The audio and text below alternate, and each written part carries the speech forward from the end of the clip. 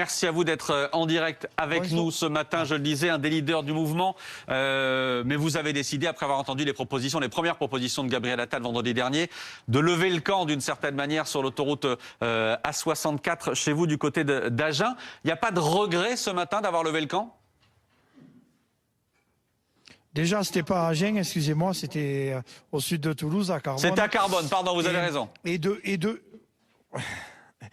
deux, je vais vous dire, des regrets, oui et non, puisque nous, on a tenu notre parole, on avait 3 engagements et la venue de Gabriel Attal sous le pont de l'autoroute.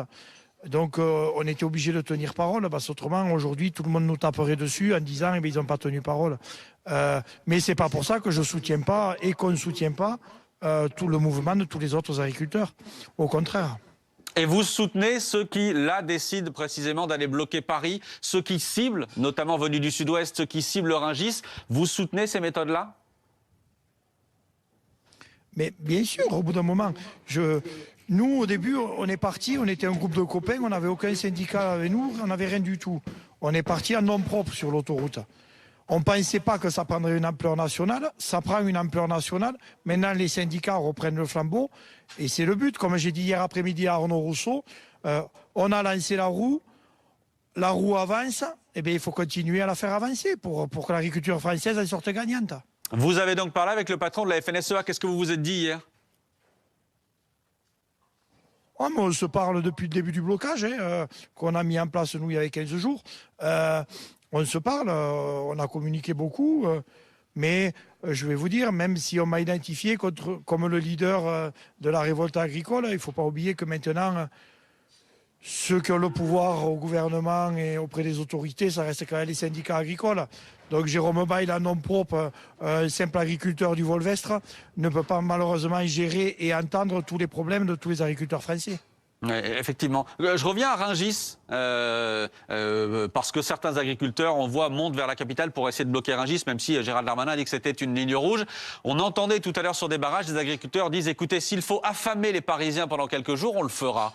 Est-ce que vous validez, là aussi, le fait d'aller aussi loin que ça ? Mais la balle est dans le camp de l'État maintenant. Il faut qu'il prenne ses responsabilités. Moi, j'en ai parlé à M. Attal, on en a eu parlé. Et voilà, maintenant, je pense qu'ils ont fait des premières annonces, on va dire vendredi dernier, un peu dans l'urgence, parce que nous, on tenait bon. Et voilà, maintenant, ils vont continuer. Il faut que le mouvement continue. Et il faut trouver des solutions pour que les agriculteurs français arrivent à s'en sortir et vivent de leur métier. Et de tout domaine et dans toutes les régions. Mais on ne va pas appeler à la violence, parce que depuis le début, c'est pas ça. Mais à durcir, on peut durcir dans le mouvement. Moi, le premier, je le dis et je le répète, j'attends le 5 février pour que je dépose mon dossier MHE, pour la maladie hémorragique épisodique, comme ils se sont engagés. Et s'ils ne tiennent pas leur parole, comme je l'ai dit, eh bien, on remettra un peu le Bronx dans le pays. Mais je leur réponds tout simplement que nous, quand on est rentré sur l'autoroute, on était 300. Et il y en a, ils se sont réveillés qu'il y a 2 jours pour bloquer le pays. Donc, moi, quand je suis parti, j'avais aucune garantie. Et on n'avait aucune garantie. On n'avait aucun soutien de personne. On n'avait aucun syndicat qui nous soutenait. Et j'ai même un responsable syndical qui m'a appelé, il m'a dit, mais tu fais quoi? Tu comptes avoir quoi comme poids? Toi, sans étiquette derrière. Eh bien, j'ai répondu, 300 personnes à 90 kilos, ça fait 27 tonnes. Voilà, qu'est-ce que vous voulez que je vous dise? Nous, on n'a pas été gourmands. On est parti sur 3 revendications qui ne nous plaisaient pas. On a eu les 3 revendications. Je m'étais engagé que si on avait ces revendications-là, on lèverait le barrage. Dites-vous que les gens qui me critiquent aujourd'hui parce que j'ai levé le barrage, ça aurait été peut-être les premiers qui m'auraient critiqué si j'avais continué en disant que je n'aurais pas été de parole. Voilà, donc, je vous entendais soutenir les blocages aujourd'hui. Jérôme Bail, je vous entendais soutenir les blocages aujourd'hui. Vous dites pas qu'il y a de la récup de la part de certains syndicats ? Mais c'est leur rôle. Le rôle de sauver l'agriculture française, c'est pas Jérôme Bail qui l'a. C'est les syndicats. C'est les syndicats qui, depuis des années, négocient et doivent faire entendre la voix des agriculteurs. C'est pas un simple agriculteur avec une casquette à l'envers, une barbe, qui fout un coup de gueule sur la place de Capitole. Voilà. Après, pour ceux qui disent que j'ai cédé trop facilement, il n'y a pas de souci. Mais du temps que nous, il y avait des mecs qui dormaient à moins 7 degrés dans une caisse à céréales, il y en a qui étaient au lit, bien tranquillement chez eux. Donc voilà, nous, on ne s'est jamais lancé pour être les sauveurs de l'agriculture française. Nous, on a dit, on va faire un mouvement pour faire entendre notre colère, parce qu'on n'était pas d'accord aux annonces de la FRSEA qui nous demandait d'attendre après le salon de l'agriculture pour repartir en manifestation. Vous avez fait ça. Après, ça a pris une ampleur nationale. Tant mieux. Jérôme Bail, quand vous entendez les critiques, quand vous voyez les messages circuler sur vous, sur les réseaux sociaux notamment, est-ce que vous avez pu avoir peur ce week-end aussi? Peur pour vous? Mais bien sûr que non. Bien sûr que non. Dites-vous un truc, c'est que ces gens-là qui parlent sur les réseaux sociaux, en 40, je ne sais pas de quel côté ils auraient été. Du moins, moi, je me doute, mais ce n'est pas eux qui auraient été les premiers au front. Bon, et qu'est-ce que vous leur dites ce matin? Les gens qui parlent sur les réseaux sociaux, dites qu'ils y aillent sur le terrain. Les gens, je vais vous dire, moi je reçois plus de 100 messages, à 200 ou 300 messages par jour. Il y a 99% des gens qui me soutiennent et qui me remercient d'avoir lancé le mouvement. Je ne sais pas s'ils se rendent compte que nous, on est agriculteurs. On est agriculteurs. Moi, j'ai une ferme, c'est ma mère de 75 ans qui soignait les vaches pendant 10 jours. Voilà. Mais c'est pas pour ça que j'ai appelé, et je pense que vous l'avez bien entendu, j'ai jamais appelé à lever tous les barrages de France. Mais moi j'ai une parole, je m'étais engagé que si j'avais les trois revendications que je demandais et la venue de Gabriel Attal sous le pont de l'autoroute, je lèverais le barrage. Ils ont coché toutes les cases, donc je tiens ma parole, c'est tout. Question en plateau pour vous, Jérôme Bail, de Gaëtan Bénin, la chef du service économie de BFM TV.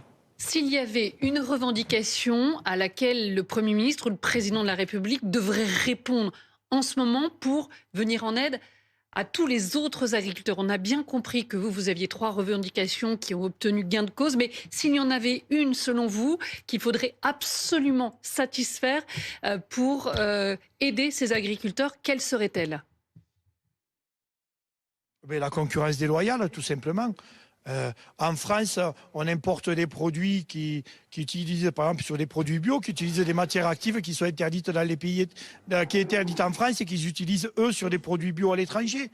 La concurrence déloyale. On importe du maïs et du soja OGM, alors qu'en France, c'est interdit. Que des trucs comme ça.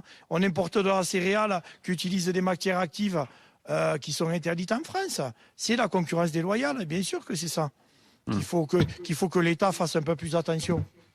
Question également de Laurent Neumann pour vous, Laurent. Oui, la question quand même de base, c'est comment faire en sorte que les agriculteurs vivent de leur travail. Or, je vois bien qu'il y a des dizaines, voire 140 propositions. Donc évidemment, le gouvernement ne peut pas répondre à ces 140 propositions immédiatement. Mais le sujet, vous parlez de la concurrence déloyale, des 3 revendications pour lesquelles vous avez obtenu gain de cause, mais tout ça mis de bout à bout ne répond pas à la question majeure: comment les agriculteurs peuvent vivre de leur travail en travaillant 70 heures par semaine. C'est bien ça le sujet, au fond. Oui, je suis d'accord. Mais est-ce que, alors je ne veux pas être l'avocat du diable, hein, mais est-ce que c'est que la faute du gouvernement? Dites-vous que dans les collectivités locales et territoriales, on ne mange pas de viande française, ou très peu.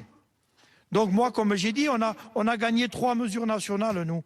Mais par contre, on a recréé du contact avec le conseil départemental, avec la région, avec les collectivités locales, les communautés d'agglo. Et dès cette semaine, on doit se voir pour mettre en place des plans pour que les enfants dans les écoles mangent français. C'est pas que les 140 mesures, c'est un tout. Au bout d'un moment, c'est qu'il faut redonner de l'importance à l'agriculture française, mais pas que nationale, c'est aussi départemental. J'ai une question encore pour vous, Jérôme Bail. On se souvient la semaine dernière en direct dans cette même émission de votre émotion après avoir appris la mort d'Alexandra, une de vos amies, sur un barrage qui avait été monté par les agriculteurs. La mort d'Alexandra, de sa fille également, Camille. Est-ce que vous avez des nouvelles du papa, du père de Camille, du mari d'Alexandra, qui a aussi été grièvement blessé la semaine dernière? Eh bien oui, j'en ai eu hier après-midi, hier à 12h30 ou 1h, c'était. J'étais dans mon tracteur et j'ai reçu un message de Jean-Michel qui m'a dit merci pour tout, merci pour les agriculteurs et merci pour ma famille. Voilà. Bon, vous savez comment il va aujourd'hui? on a un peu discuté. Eh bien, il doit sortir de l'hôpital aujourd'hui. Voilà. Bon, merci beaucoup. Merci Jérôme Mais Bail en il tout ne cas. pourra pas retravailler demain, mais il ne pourra pas retravailler demain, et c'est pour ça que par le biais de la solidarité, il y a des agriculteurs qui vont sur sa ferme et des gens qui ont donné pour faire la cagnotte en ligne, pour payer le service des gens du service de remplacement, pour que son exploitation continue à fonctionner. Merci beaucoup Jérôme Bail. J'ai une toute ultime question. Jérôme Bail à Paris sur un des points de blocage, c'est Allez-y, possible allez-y. ça? C'est pas impossible. C'est pas impossible. C'est pas impossible, c'est-à-dire que c'est prévu ou pas?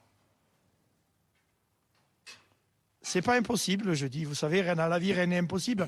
On a réussi à faire revenir un ministre de l'Agriculture sous un pont et un Premier ministre sous un pont d'autoroute à 8 heures du soir sans l'accord de sa sécurité. C'est pas impossible que Jérôme Bail il prenne l'avion et il monte à Paris.